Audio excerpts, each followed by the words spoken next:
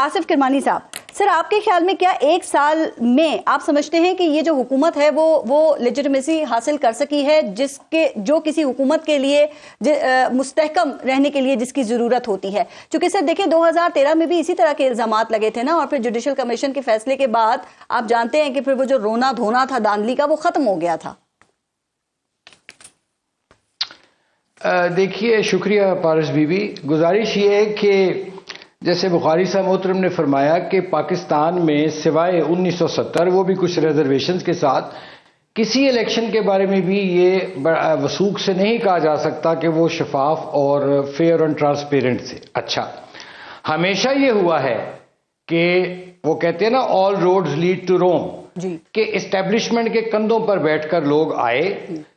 مجھے آپ بتا دیجئے کہ 1958 آنورڈز کوئی ایک وزیر اعظم بتا دیں جو کہ صحیح معنوں میں عوام کی ووٹ کی طاقت سے اقتدار میں آیا ہو۔ سر ایک سیکنڈ سر، آپ بڑی زبردست بات کریں، مجھے ایک بات بتائیں کہ نواز شریف بھی کندھوں پہ بیٹھ کے ہی آئے تھے؟ کیونکہ آپ نے بڑا لمبا حوالہ دیا ہے، تو اس دوران 3 دفعہ میاں صاحب بھی وزیر اعظم بنے۔ دیکھیں، میں تاریخ تو نہیں بدل سکتا، میں تاریخ میں تو ڈنڈی نہیں ماروں گا۔ ہاں یا نہ تو بتا سکتے ہیں۔ تاریخ ہے وہ تو ہے کہ میاں صاحب بھی اسٹیبلشمنٹ، جیسے بھٹو صاحب اسٹیبلشمنٹ کے نمائندہ بن کے آئے تھے، میاں صاحب بھی، جنیجو صاحب، تمام لوگ، میں ایک کا کیا ذکر کروں، ایون بے نظیر صاحبہ کو بھی کمپرومائز کر کے آنا پڑا غلام اسحاق خان کے ساتھ بھی، اور پھر اس کے بعد مشرف کے دور میں بھی۔ اچھا، coming back to your question, اب سوال یہ اٹھتا ہے کہ آپ نے لیجیٹمیسی کی بات کی ہے۔ دیکھیے، لیجیٹمیسی تب بنتی گورنمنٹ کی اگر الیکشنز بھی لیجیٹمیٹ ہوتے۔ یہاں تو الیکشنز ہی پہ مسائل ہیں، فارم 47، فارم 45، یا آپ نے خود فرمایا اپنے انٹرو میں بھی۔ اصل چیز یہ ہے کہ کوئی یوم سیاہ منا رہا ہے، کوئی پتہ نہیں کیا یوم تعمیر و ترقی منا رہا ہے، لیکن قوم عوام جو ہے، جو غریب اور مڈل کلاس جس کے لیے یہ ملک بنا تھا، وہ تو حالت ماتم میں ہے۔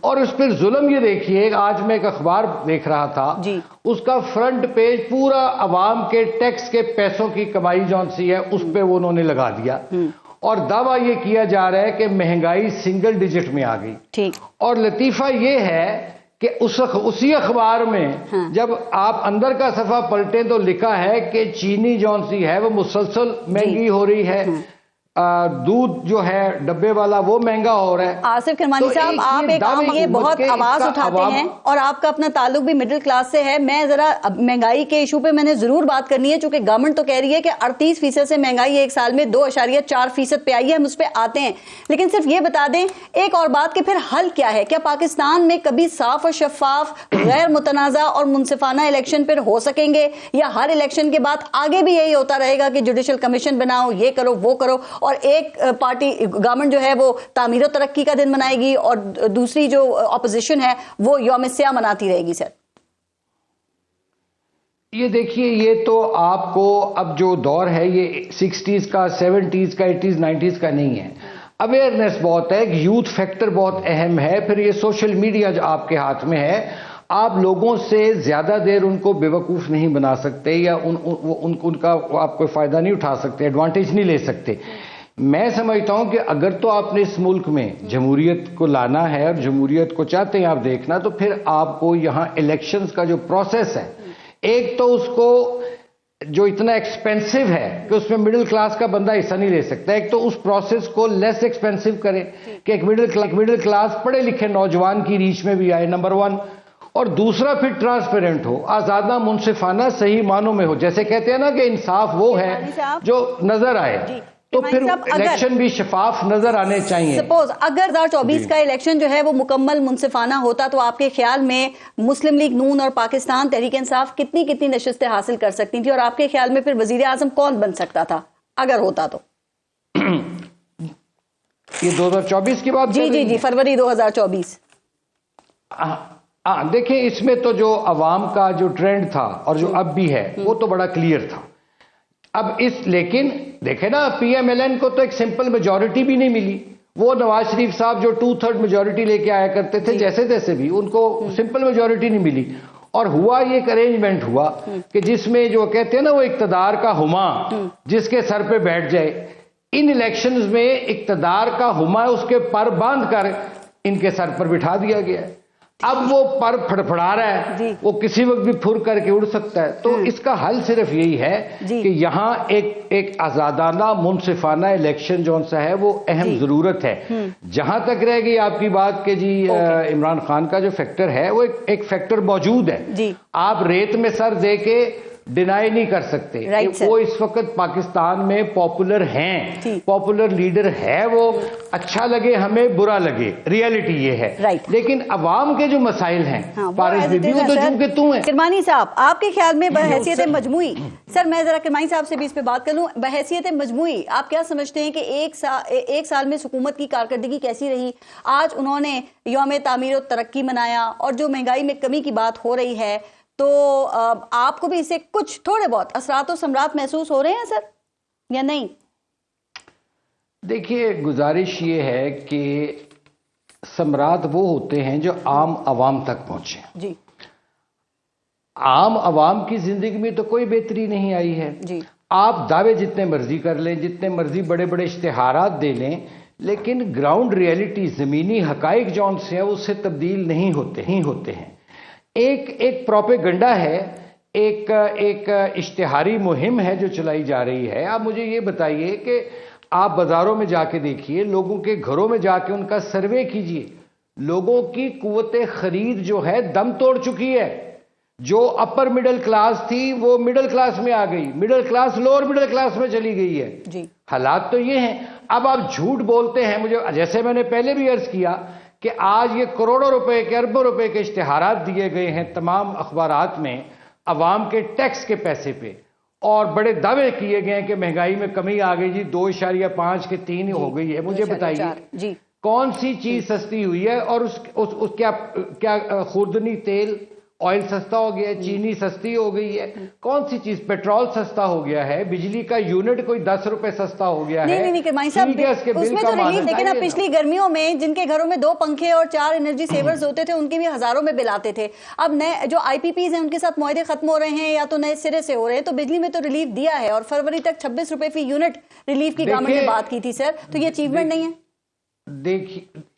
دیکھیے ابھی بھی میں یہ بڑے وثوق سے کہہ رہا ہوں اور میں آپ کو یہ پرووائڈ بھی کر دوں گا کہ ابھی بھی میں اپنی چلیں بات کر لیتا ہوں کہ میرے گھر کے بجلی کے بل بڑا ہی ہے، کم نہیں ہوا.